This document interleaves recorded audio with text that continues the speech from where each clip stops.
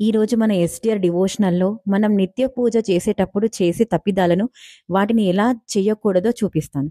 నాకు తెలిసిన నేను గమనించిన వాటిని చూపించే చిన్ని ప్రయత్నం. పూజ చేసే ముందు పూజా సామాగ్రిని కటిక నేలపైన పెట్టరాదు. వాటిని ఒక ప్లేట్లో కానీ లేదా అరిటాకులో కానీ పెట్టాలి. ప్లాస్టిక్ ప్లేట్లో పెట్టరాదు. మరి ముఖ్యంగా గంటను కింద పెట్టరాదు. అది లక్ష్మీ స్వరూపం. కొబ్బరికాయని కూడా నేలపైన పెట్టరాదు. ఎందుకంటే అది త్రిమూర్తి స్వరూపం. ఓం ఓం ఓం ఓం కేశవాయ స్వాహ, ఓం మాధవాయ స్వాహ, ఓం నారాయణాయ స్వాహ అన్న తర్వాత చేతిని కడుక్కొని దాన్ని కంపల్సరీ తుడుచుకోవాలి.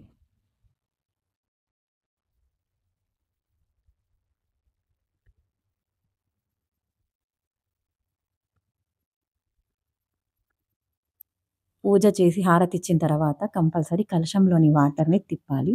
దాని తర్వాత ఒక పుష్పానికి పసుపు, కుంకుమ, అక్షంతలు అద్ది తిప్పి స్వామి ముందట సమర్పించి హారతి నివేదన ఇవ్వాలి. ఇచ్చేటప్పుడు మనం బొటన వేలు క్రిందికి ఉండాలి.